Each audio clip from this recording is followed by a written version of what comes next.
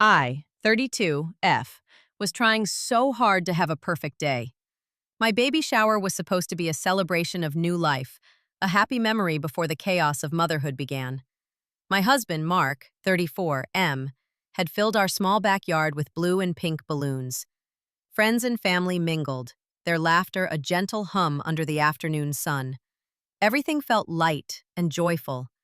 Everything, that is, except for my sister. Amelia stood by the gift table, holding court as if this party was in her honor. She had a way of sucking all the oxygen out of a room, making every event about her. I had learned to live with it, to plaster on a smile and let her have her moment, because fighting it only ever made things worse. Today, however, she seemed determined to push every one of my buttons. She had rearranged the decorations I had spent hours on, criticized the catering I had chosen, and made several backhanded comments about my weight gain. I ignored it all. I was a fortress of calm, a serene, pregnant goddess who would not be provoked. I was doing it for my baby. I wanted her to be surrounded by love, not tension. Mark squeezed my hand, a silent signal of support. He knew how difficult Amelia could be. He saw the effort I was making. The peak of her performance came when it was time to open gifts. She had insisted on saving her gift for last, promising it was something truly special. When it was finally her turn, she stood up with a theatrical flourish. "This is a gift not just for Clara, but for my niece," she announced, her voice projecting across the yard. "Because even though she isn't born yet, I know I'm her real favorite." A few people chuckled awkwardly. My mother beamed with pride, as if Amelia had just cured a disease. I felt a hot flash of anger, but I pushed it down, forcing my smile to stay in place. It was just Amelia being Amelia. It was a stupid, petty comment meant to get under my skin. I would not let it. Mark's grip on my hand tightened. He leaned in and whispered, "Just ignore her. Today is about you." I nodded, taking a deep breath. Amelia's gift was, of course, ridiculously over the top. It was a portable, state-of-the-art ultrasound machine. She had also hired a professional ultrasound tech, pulled up my shirt, and let the technician apply the cold gel to my belly. The crowd gathered around, their phones out, ready to capture the moment Amelia had manufactured. The technician was a calm, professional woman named Diane. She smiled reassuringly at me as she moved the probe over my stomach. A grainy, black and white image flickered to life on the large monitor Amelia had also provided. A collective "aw" went through the crowd. I saw the tiny, perfect profile of my daughter, her little heart beating a steady rhythm in the corner of the screen. For a moment, I forgot my anger. I was mesmerized. This was my baby. She was real, and she was healthy. Diane pointed out her little hands, her feet. Everyone was captivated. Amelia stood beside the monitor, narrating as if she were the expert. "You can see she has my family's strong jawline," she said, and my mother nodded in vigorous agreement. I rolled my eyes internally. It was a blurry image of a fetus, but Amelia was already claiming ownership. Then, something shifted. Diane's friendly chatter stopped. She moved the probe to a different angle, her brow furrowed in concentration. The smile on her face was gone, replaced by a tight, focused line. She zoomed in on one area, then another. The light atmosphere in the yard began to evaporate. People's murmurs died down. All eyes were on the monitor and the technician's increasingly tense face. I felt a knot of anxiety form in my stomach. "Is everything okay?" I asked, my voice barely a whisper. Diane didn't look at me. She kept her eyes glued to the screen. "Just trying to get a clearer picture," she said, but her tone was strained. She typed something quickly on the machine's keyboard. The image changed, colors flashing briefly. Amelia stepped forward, her voice sharp with annoyance. "What's the problem? Is the machine broken?" "No, the machine is fine," Diane said, her voice clipped. She continued to move the probe, her movements now jerky and uncertain. She was looking for something, or maybe she had found something she didn't want to see. The silence stretched on, thick and heavy. My heart started to pound against my ribs. Mark moved to my side, his hand on my shoulder. Suddenly, Diane froze. Her hands stopped moving completely. Her eyes were with unspoken questions. Amelia was furious. Signal interference? What are you talking about? This is the best machine on the market. I paid for the best. I'm sorry, Diane repeated, not looking at Amelia. She was already packing up her equipment, her hands shaking as she folded cords and wiped down surfaces. Sometimes these things happen. I can't continue the scan. My mother rushed forward. Is the baby okay? Did you see something wrong with the baby? Diane finally looked up, her eyes darting between me and my mother. She forced a thin smile. The baby looks fine from what I could see. The heartbeat is strong. It was just a technical issue, nothing to worry about. But her eyes told a different story. She was lying. She was desperate to get out of there. The party was effectively over. The joyful atmosphere had been replaced by a cloud of anxiety and suspicion. Guests started making their excuses and leaving, casting worried glances in my direction. Amelia was seething. Her grand moment, her big spectacle, had been a failure. And true to form, she found a way to blame me. You probably jinxed it by being so negative, she hissed at me as she stormed past. I didn't even have the energy to respond. All I could think about was the look on Diane's face, the shock, the fear. It wasn't a glitch. It wasn't signal interference.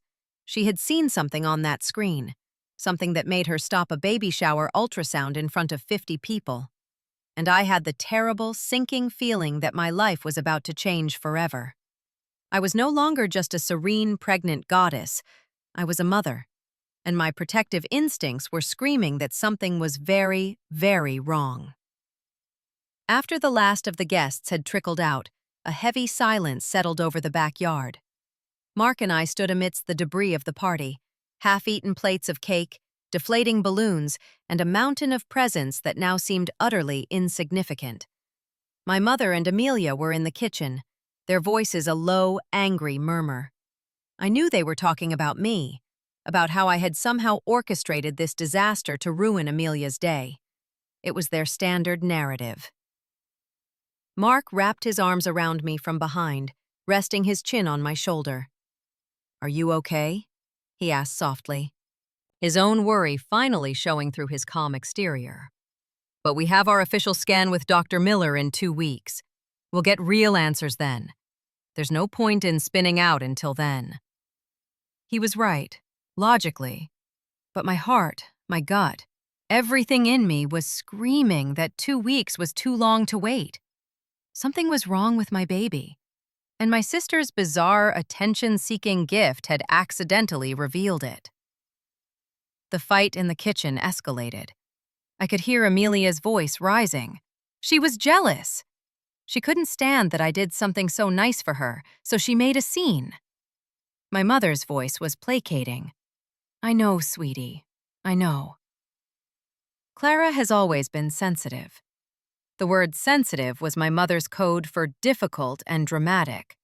I had been sensitive my whole life, whenever my feelings were an inconvenience to Amelia's desires. I felt a familiar wave of helpless anger wash over me. I couldn't do this tonight.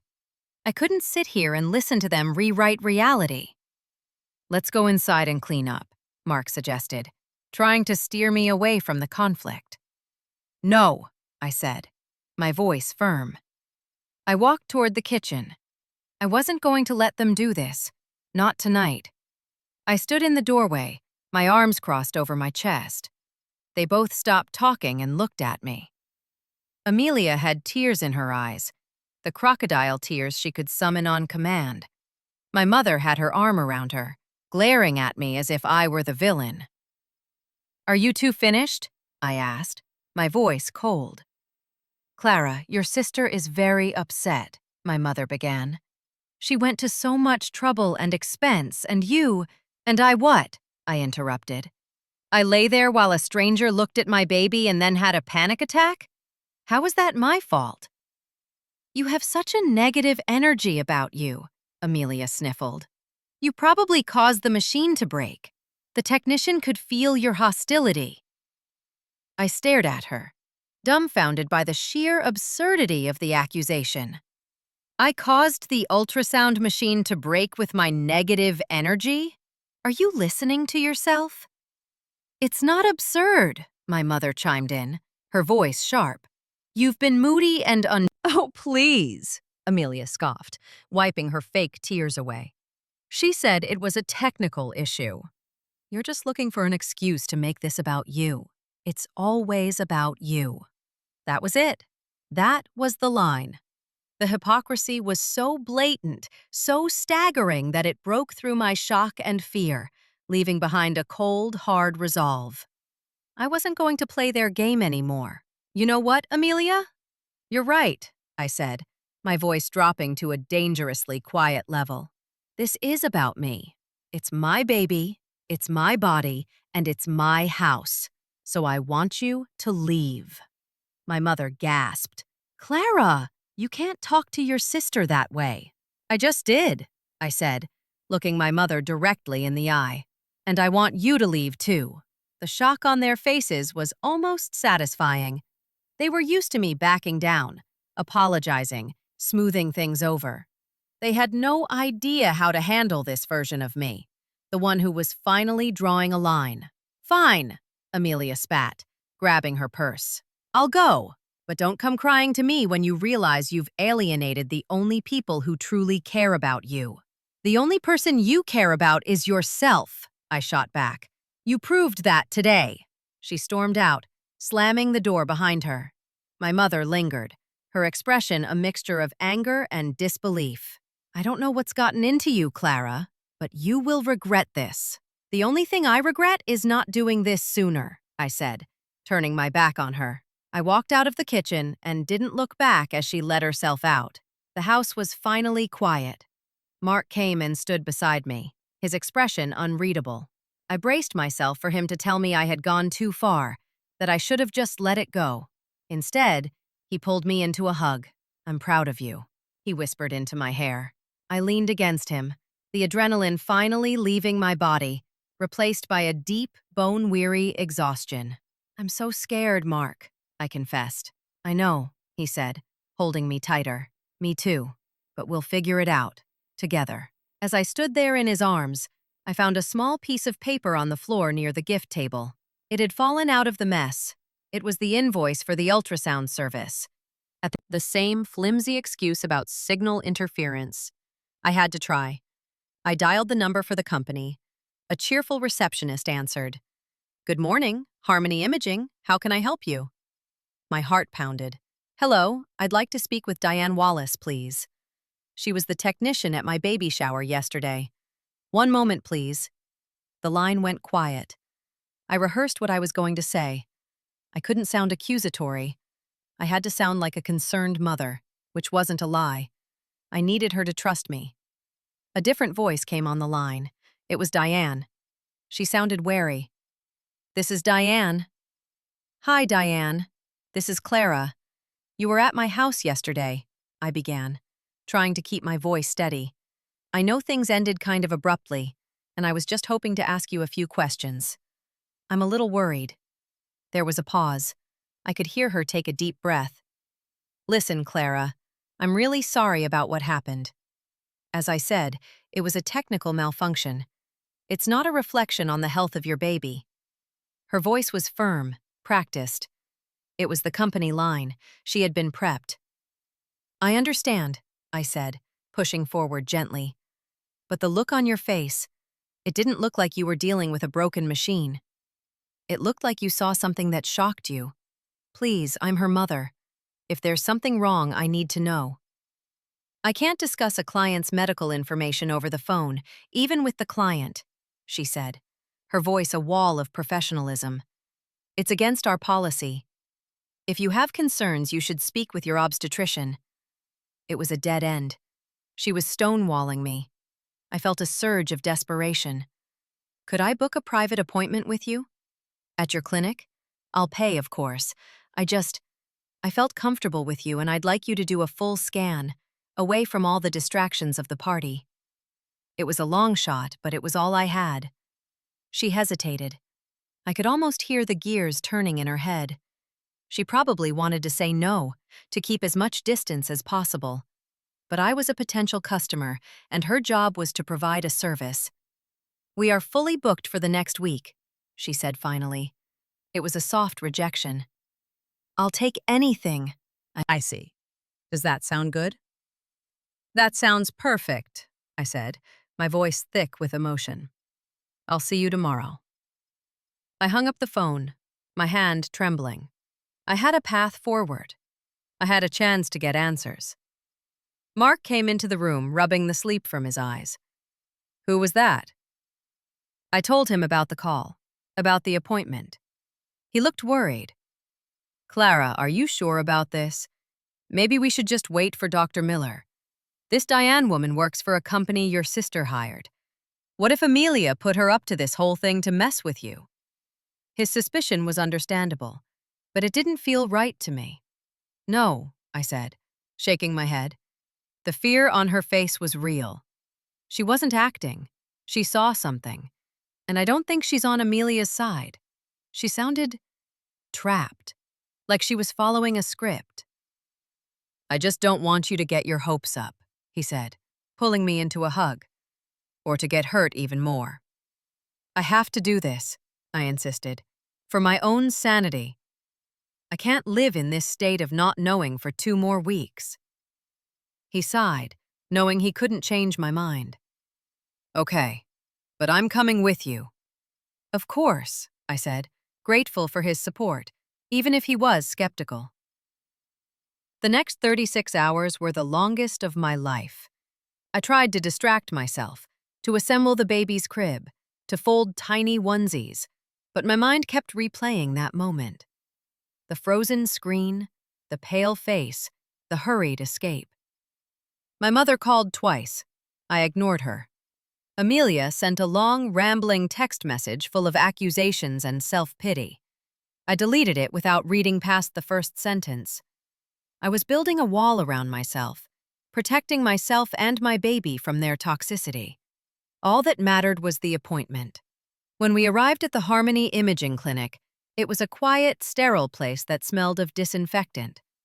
It was a stark contrast to the chaotic joy of the baby shower. Diane met us in the waiting room. She looked tired, the circles under her eyes darker than I remembered. She led us back to a small, dimly lit room, the large ultrasound monitor glowing ominously on the wall. "Okay, Clara," she said, her voice all bit. Breath I didn't realize I had been holding. Mark squeezed my hand. "So, what was it?" he asked. "What did you see at the party?" Diane sighed, a long, weary sound. She turned away from the monitor to look at us. Her professional mask was gone. In its place was a deep, profound unease. "I shouldn't be telling you this," she said, her voice low. "My boss was very clear. I was to say it was a technical issue and leave it at that." "But it wasn't, was it?" I pressed. She shook her head. "No, it wasn't." She took another deep breath as if steeling herself. I saw a marker. A very specific and unusual genetic marker on the Y chromosome. I stared at her, confused. "The Y chromosome? But I'm having a girl." Diane nodded grimly. "Exactly. Your baby is genetically female. She has 2 X chromosomes. There should be no Y chromosome material present at all, but there is." The room felt suddenly cold. Mark's face was a mask of confusion. "What does that mean?" he asked. "Is it a health problem? Is she sick?" "No," Diane said quickly. "That's the strange thing. As far as I can tell, she is perfectly healthy. This isn't a condition that will affect her development. It's an anomaly. It's a form of chimerism. It means she has cells in her body from 2 different individuals. It's as if she absorbed a male twin in the womb, but only a tiny fragment of his DNA is left, specifically on one of her chromosomes." The words hung in the air, heavy and incomprehensible. Chimerism. A twin. It felt like something out of a science fiction movie. "I've never seen anything like it," Diane continued, her voice filled with a kind of clinical awe. The marker is so distinct. That's why I froze. In all my years, I've never seen this specific translocation. I had to report it to my supervisor. They told me to drop it, to say nothing. It's a private boutique clinic. They don't want to be associated with complex medical anomalies. It's bad for business. And you're sure about this? Mark asked, his voice shaking. I'm positive, Diane said. I ran the diagnostic twice. Appointment, she was very specific, Diane explained. She asked if our machines were capable of identifying rare genetic markers. She mentioned chimerism specifically. She said she had a family history of it and wanted to be sure. At the time, I thought it was an odd request, but I didn't think much of it. Rich clients make strange requests all the time. The pieces started to click into place, forming a picture so monstrous I could barely look at it. She knew, I whispered, the realization dawning on me. Amelia knew this marker was there. She wasn't hoping to see her favorite niece. She was hoping to see this. She wanted you to find it. Diane nodded slowly, her eyes full of pity. That's what I realized when I saw it on the screen. This wasn't a surprise party for you. It was a trap. She wanted this revealed in front of all your friends and family. I don't know why, but I knew in that moment that I was a pawn in some kind of horrible family drama. That's why I shut it down. It felt wrong. It felt cruel. A cold, hard fury began to build inside me, eclipsing the fear and confusion. Amelia hadn't just tried to upstage me. She had tried to use my daughter's unique genetic makeup as a weapon against me. She had planned to humiliate me, to turn the most joyful day of my life into a spectacle of her own making. Her words from the party echoed in my head. I'm her real favorite.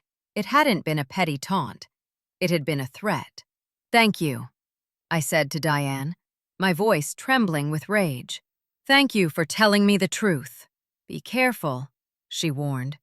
Your sister sounds like a dangerous person.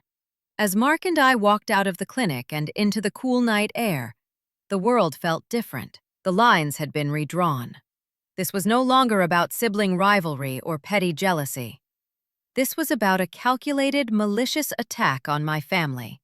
And I was no longer just a mother-to-be. I was a protector. Amelia had started a war. Now it was my turn to finish it. I didn't know what her ultimate goal was, but I knew one thing for certain. I was going to find out, and I was going to make her pay for what she had done. The drive home was silent. Mark gripped about a rare genetic marker in my unborn child. It was impossible. Unless it wasn't my child. The thought was a flash of lightning in a dark room, terrifying and illuminating. No, that was crazy. I was pregnant. I had gone through IVF. I had felt her kick. She was mine. Maybe it's a family thing, like she told Diane, Mark suggested, trying to find a rational explanation. Maybe it's on your father's side and she found out somehow. My father's side is a ghost town, I reminded him. He left when we were kids. We don't know anything about his genetics. The theory felt thin, another flimsy excuse. Amelia was not a diligent family historian. She was a self-obsessed manipulator. Her motives were never that complex. They were always rooted in jealousy and a desperate need for control. When we got home, the house felt tainted. The leftover party decorations seemed to mock me. I went around the living room, methodically popping each balloon with a pair of scissors, the sharp snaps echoing the anger in my chest. Mark watched me, his expression pained. What are we going to do? He asked. I'm going to find out what's going on, I said, my voice determined. And I'm going to need more than just Diane's story. I need proof. My mind raced. The source of all this had to be the IVF process. That was the only point where something like this could have been engineered. I had used a reputable fertility clinic, one highly recommended by my family doctor, a doctor who also happened to be a close friend of my mother's. A cold dread seeped into my bones. My mother. She had been so quick to defend Amelia, so eager to blame me. Was she in on this too? The idea was so sickening I felt physically ill. My own mother, conspiring with my sister to harm me? It seemed unthinkable. But then I remembered a lifetime of slights, of favoritism, of being told to make myself smaller to let Amelia shine. Maybe it wasn't so unthinkable after all. I needed to investigate the clinic, but I couldn't just walk in and demand answers. They would lock down, hide behind privacy laws and corporate lawyers. I didn't tell her the whole story, not yet. It was too raw, too insane to articulate. I just told her I was having issues with a fertility clinic and needed to understand my rights. "They're giving you the runaround on your records?" she asked after I explained the situation. "That's a red flag. Legally, they have to provide them to you. Send them a certified letter demanding the records within 5 business days. Mention that you're consulting with legal counsel. That usually gets their attention." Her advice was practical, a solid step in a world that had suddenly turned to quicksand. I spent the afternoon drafting the letter, my hands shaking with anger as I typed. While I waited for the clinic to respond, I turned my attention to Amelia. I needed to understand her movements, her actions leading up to the baby shower. I started with her social media. Her profiles were a curated gallery of her perfect life. But as I scrolled back through the months, a pattern emerged.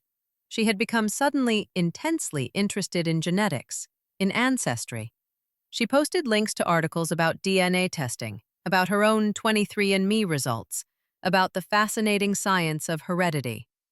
At the time, I had dismissed it as another one of her fleeting obsessions. Now it looked like research. Then I found it. A post from 6 months ago, around the time of my embryo transfer. It was a picture of her at a hospital, smiling brightly. The caption read, "Doing a good deed today. So proud to be able to help a family in need. # egg donation, # altruism, # giving back." Quote. My blood turned to ice. Egg donation. I clicked on the photo, my heart pounding in my ears. The hospital name was visible on a sign behind her. It was a different hospital from my fertility clinic, but it was in the same medical complex. It was possible. It was horrifyingly, terrifyingly possible. I felt like I couldn't breathe. Mark came into the room and saw the look on my face. "What is it? What did you find?" I couldn't speak. I just pointed at the screen. He read the caption, his face darkening. "No," he whispered. "She wouldn't. She couldn't." But we both knew she could. We both knew the depths of her narcissism. To her, this wouldn't be a monstrous violation. And then, at some point, she would reveal her gift. She would use this genetic marker as proof that she was the baby's real mother in a biological sense, turning my own child against me, poisoning my relationship with her forever. The baby shower was meant to be the opening act of this lifelong psychodrama. "We need to get into that clinic," I said to Mark, my voice a low growl. "We need to find out what they did." The certified letter worked. 3 days later, a thick manila envelope arrived from the fertility clinic. My hands trembled as I opened it. It was my complete file, hundreds of pages of medical jargon, test results, and consent forms. Mark and I spread them out on the dining room table, a paper trail of my deepest hopes and now my deepest fears. We spent hours poring over the documents. Everything seemed to be in order. My hormone levels, the IVF protocol, the embryo grading. And then we found the consent forms. There was the standard consent for the IVF procedure, which I had signed. But tucked in behind it was another form, one I had never seen before. Consent for use of donated gametes. It stated that in the event my own eggs were not viable, I consented to the use of an anonymous donor egg. My signature was at the bottom. "I never signed this," I said, my voice shaking. "This is a forgery." Mark looked closer. "It looks like your signature," he said, confused. "It looks like it, but it isn't," I insisted. "Look at the loop on the C. It's too perfect. I never signed my name that neatly." It was a small detail, but I knew my own signature. Someone had practiced it. Someone had forged it. The clinic had a signed document that gave them cover. They could claim I had consented to a donor egg. But there was more. In the lab notes from the day of the fertilization, there was a cryptic entry. Source oocytes, lot number 7B donor. Patient oocytes non-viable per protocol. My eggs, non-viable. It was a lie. I had produced 12 healthy, mature eggs during my retrieval. I remembered the doctor telling me how pleased he was with the results. The file contained no report, no evidence explaining why they had suddenly been deemed non-viable. Still deny it. They could claim the donor was truly anonymous, that my sister's social media post was a coincidence. We needed something that linked Amelia directly to lot number 7B donor. I thought back to the conversation with Diane, the Y chromosome marker. That was the key. Amelia had chosen to reveal her hand through that specific piece of DNA. It was her fingerprint, her calling card. If I could prove that Amelia carried that same rare marker, I would have her. But how could I get her DNA? I couldn't exactly ask her for a cheek swab. I thought about her apartment, trying to remember if she had a hairbrush I could steal, a water bottle she might have left behind. It felt like something out of a spy movie. Then, I remembered her obsession with ancestry, her 23andMe results. She had been so proud of them, bragging about her percentage of Scandinavian heritage at a family dinner months ago. She had probably linked her account to a public profile. It was a long shot, but I logged onto the Ancestry site. I searched for her name. And there it was. Her profile was public, a detailed map of her genetic history available for anyone to see. She had even opted in to share her raw genetic data.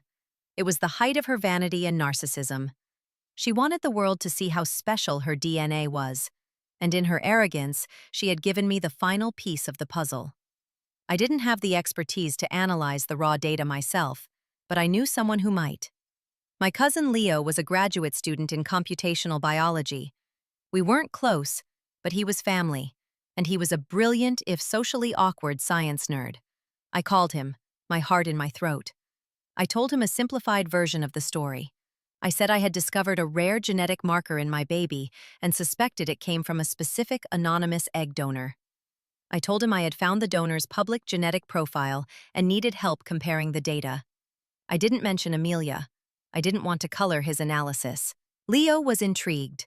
A Y chromosome translocation on an XX chromosome. That's fascinating. Sure, send me the files. It shouldn't take long to run a comparison. I sent him the link to Amelia's profile and the notes I had scribbled down from my conversation with Diane. The waiting was excruciating. Every hour felt like a day.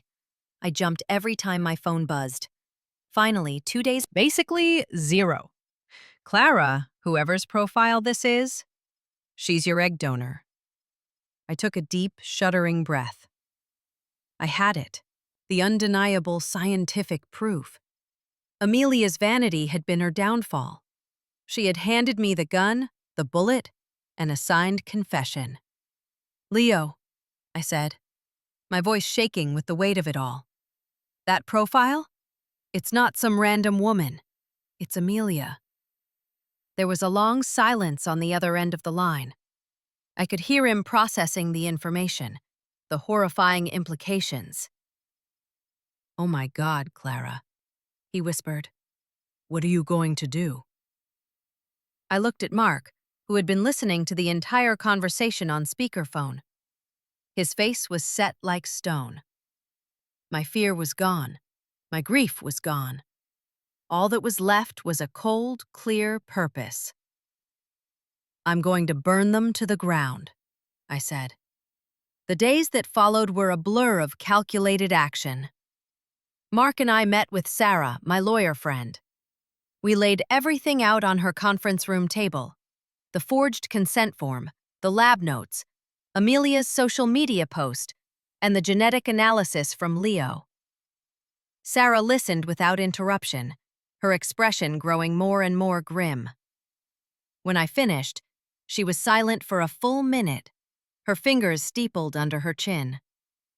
"This is the most egregious case of medical fraud and battery I have ever seen," she said finally, her voice tight with anger. They didn't just swap an egg. They violated you in the most profound way possible. They stole your genetic legacy. Her validation was a balm on my raw nerves. I wasn't crazy. I wasn't overreacting. This was as monstrous as it felt. "What are our options?" Mark asked, his voice strained. "We have two paths," Sarah explained. "The legal path and the personal path. Legally, we can sue the clinic into oblivion. We can file a criminal complaint against them for fraud and assault. We can also sue your sister for her role in the conspiracy. We will win. The evidence is overwhelming." "And the personal path?" I asked. Sarah gave me a sharp, knowing look. "The personal path is about what—" I want my sister to have everything she values taken away from her. Sarah nodded slowly. "Okay. Then we use the legal threat as leverage to achieve the personal goal. We go to the clinic first. We show them just enough of our hand to make them terrified. We make them an offer they can't refuse. The plan was simple and brutal. We would confront the head of the clinic, Dr. Anderson, the man whose name was on all my paperwork. We would present him with the evidence of the forged consent form and the genetic match. We would demand two things. First, a full written confession detailing exactly what happened, who was involved, and naming my sister as the donor. Second, a massive private settlement paid directly to a trust for my daughter. The amount would be high enough to cripple them, to ensure my daughter's future was secure forever. In exchange for the confession and the money, we would sign a non-disclosure agreement, promising not to take the story to the press or file a criminal complaint. It was, as Sarah put it, a form of high-stakes blackmail. But these people weren't victims. They were criminals who had built their business on lies. The meeting was set for the following week. In the meantime, my mother had been calling and texting relentlessly. She was organizing a family peace summit at her house. She wanted me and Amelia to sit down and talk through our issues. She framed it as an intervention for my benefit, to help me overcome my pregnancy hormones and irrational anger. The timing was perfect. It was the stage I needed for the final act. "Tell her you'll be there," I told Mark. "Tell her we're ready to apologize and make things right." He looked at me, a flicker of concern in his eyes. "Are you sure you can handle that? Being in the same room with them?" "Oh, I can handle it," I said, a grim smile on my face. "I'm not the one who needs to be worried about this dinner." The day of the meeting with the clinic, I felt strangely calm. The adrenaline had been replaced by an icy resolve. Mark, Sarah, and I walked into the clinic's plush, sterile office. Dr. Anderson was waiting for us in his large, mahogany-paneled office. He was an older man with a kind, fatherly demeanor that now seemed utterly reptilian. He clearly in my daughter and in Amelia. He read the pages twice, his face growing paler with each word.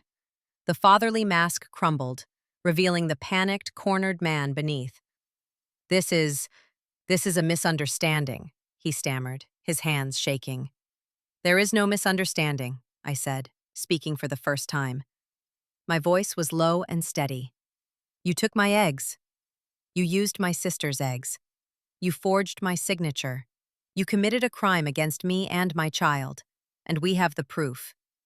He looked from me to Sarah to Mark, his eyes darting around like a trapped animal. "What do you want?" he whispered. "We want two things," Sarah said, taking over. "First, a full confession. We want a signed, notarized statement detailing everything. How the egg swap was arranged, who authorized it, and most importantly, confirming that Amelia was the donor. Second, you will fund a trust for my client's daughter in the amount of $5 million.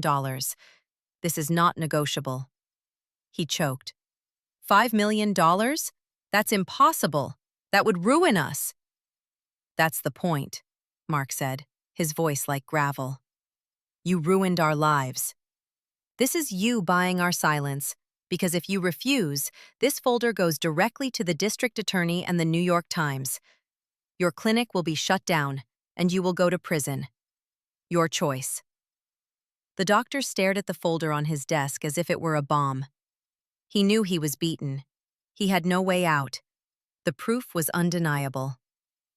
"I need to talk to my lawyer," he mumbled. "You have 1 hour," Sarah said, checking her watch. "After that, the offer is off the table." We waited in the conference room. The hour passed in silence. Finally, a shaken, sweaty Dr. Anderson returned with his lawyer. The negotiation was short. They tried to haggle on the price. Sarah didn't budge. They knew they had no leverage. By the end of the day, we walked out of that clinic with a signed confession in our briefcase and a wire transfer for $5 million being processed. The first part of my plan was complete. The clinic was neutralized. Now, it was time to deal with my family. The night of the Peace Summit dinner, the air at my mother's house was thick with tension. Amelia comes from a place of love. I looked at her, at this woman who had orchestrated my violation, who had tried to steal my child, and I felt nothing. No anger, no sadness, just a vast, empty coldness. "Sit down, Amelia," I said. My tone stopped her short. The fake tears vanished. "Excuse me?" I said, "Sit down," I repeated. "Both of you. We're not here to listen to your lies." My mother bristled. "Clara, that is no way to speak to your sister. We are here to heal. We are here to establish the truth," Mark corrected her, his voice firm as he stood beside me. I walked over to the dining room table and placed a folder on the polished wood surface. It was a copy of the one we had given Dr. Anderson. "What is this?" my mother asked, her voice sharp with suspicion. "That," I said, "is the story of what you two did to me." I let them read. I watched as the color drained from my mother's face. I watched as Amelia's expression shifted from confusion to panic to pure, unadulterated rage. She looked up from the papers, her eyes blazing with hatred. "You're lying!" she hissed. "You faked these documents. You're trying to frame me." "It's a little late for that, Amelia," I said calmly. "We have your DNA. We have the clinic's full confession. We have everything." My mother looked back and forth between us, her mind struggling to process the information. "Amelia, is this true?" she whispered, her voice trembling. "Did you do this?" Amelia didn't answer her. She was still staring at me, her carefully constructed world crumbling around her. "You said you were her real favorite," I said, my voice dropping to a whisper, echoing her words from the party. "But I think what you really meant to say was that you were her real mother." My mother gasped, a hand flying to her mouth. The final, horrible truth settled in the room, suffocating and undeniable. Amelia finally broke, but it wasn't with remorse. It was with a volcanic eruption of fury. "You didn't deserve her!" she screamed, lunging to her feet. "You're weak and pathetic. I would have been a better mother. I was giving her a gift. I was giving her my genes, my strength." By a white-hot rage. "Get out!" I said, my voice shaking. "This is my mother's house," she retorted. "I don't care," I said, pointing toward the door. "You are no longer a part of my life." "You will never meet my daughter. You will never speak to her. As far as she will ever know, you don't exist." I turned to my mother, who was weeping uncontrollably. "And you," I said, my voice laced with a lifetime of pain and disappointment. "You enabled her. You chose her over and over again. You stood by while she did this to me. So you don't get to be a grandmother. You've lost that right." I picked up the folder from the table. Mark put his hand on the small of my back, guiding me toward the door. We walked out of that house and didn't look back. We left them there, in the ruins of the family they had destroyed. The war was over. I had won. But the victory felt hollow, the wound they had left behind too deep to ever fully heal.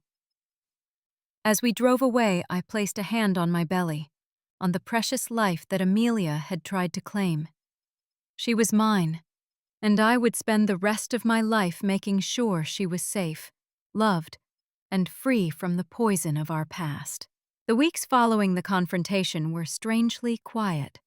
It was the silence after a storm, the world feeling both cleansed and devastated. Amelia and my mother tried to reach me, of course. There was a barrage of phone calls, text messages, and emails. They ranged from desperate apologies to veiled threats to attempts at gaslighting, claiming I had misunderstood everything. I blocked their numbers. I set up a filter on my email. I built a digital wall and left them to scream into the void. The rest of our family soon found out. The story spread, first as whispers and then as a full-blown scandal. My cousin Leo, horrified by what he had uncovered, told his parents. My aunt called me, her voice thick with shock and sympathy. "Clara, I am so sorry," she said. "We never knew." We never saw how bad it was. "It's okay," I told her, though it wasn't. "You weren't supposed to see." They were very good at hiding it. She offered her support. And so safe his words were a lifeline. We focused on the future, on the imminent arrival of our baby. We finished the nursery. We took birthing classes. We tried to build a new, smaller, but stronger world for our little family of 3. 2 months later, I gave birth to a beautiful, healthy baby girl. We named her Hope. Holding her in my arms for the first time, all the anger and pain seemed to melt away, replaced by a love so fierce and overwhelming it took my breath away.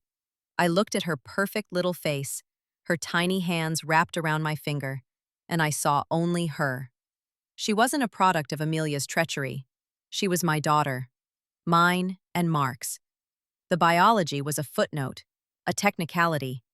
The love, the bond, that was real. Life settled into a new rhythm of feedings, diaper changes, and sleepless nights. It was exhausting and wonderful. Hope was an easy baby, full of smiles and happy gurgles. She was the light that chased out all the shadows. One afternoon, about a month after Hope was born, a registered letter arrived. It was from a law firm. My heart sank. I knew who it was from before I even opened it. Amelia. She was suing for parental rights. The letter was a masterpiece of delusion. It claimed that as the biological mother, she had a right to be in Hope's life.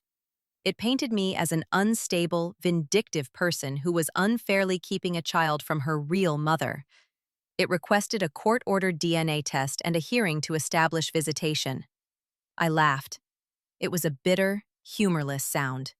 After everything she had done, after the confession, she still thought she could win. Her narcissism was a force of nature. I immediately called Sarah. "Don't worry," she said, her voice calm and reassuring after I read her the letter. "She doesn't have a leg to stand on." She signed away her rights when she made an anonymous donation. The fact that she committed fraud to do it only makes her case weaker. This is a harassment tactic. We'll shut it down. And she did. Sarah filed a motion to dismiss, attaching the clinic's confession and a sworn affidavit from me detailing the entire sordid affair. The judge took one look at the case and threw it out, reprimanding Amelia's lawyer for wasting the court's time. Understood the gravity of what was happening. She begged me for forgiveness, for a chance to be a grandmother to Hope. I flipped through the pictures, me and Amelia on a swing set, me and Amelia at the beach. In every photo, she was in the front, smiling for the camera, while I was slightly behind, a more serious, watchful child. My mother had been blind, willfully so, for our entire lives. The letter was not an apology. It was a demand for absolution without accountability. She wasn't sorry for what she did. She was sorry for the consequences she was now facing. I took the album and the letter out to the backyard, to the metal fire pit Mark had bought for summer evenings. I lit a match and dropped it inside. I watched as the images of our shared past curled into black ash and smoke. I was letting it all go.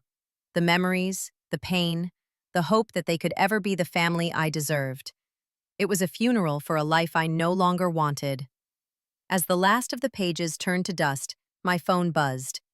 It was a text from an unknown number. You think you've won, but you haven't, it read. Every time you look at her, you'll see me. It was Amelia. I stared at the message, the poison of her words trying to find a crack in my newfound peace. For a moment, a flicker of the old fear returned. What if she was right? What if I would always see her shadow in my daughter's face? I walked back inside, my heart heavy. Hope was sleeping in her bassinet, her little chest rising and falling in a steady rhythm. I stood over her, studying her features. She had Mark's eyes. She had my nose. She had a stubborn little cowlick that was all her own. She was a unique and perfect combination of the two people who loved her more than anything in the world. There was nothing of Amelia in her. Nothing at all. The genetic material was just a vessel. The person she was, the person she would become, would be shaped by our love, our guidance, our protection. Amelia had no power here. I took out my phone. I took a beautiful picture of my sleeping daughter, the soft light making her look like a tiny angel. I sent it to the unknown number. Then I typed one final message. She will never know your name. I blocked the number. I turned off my phone.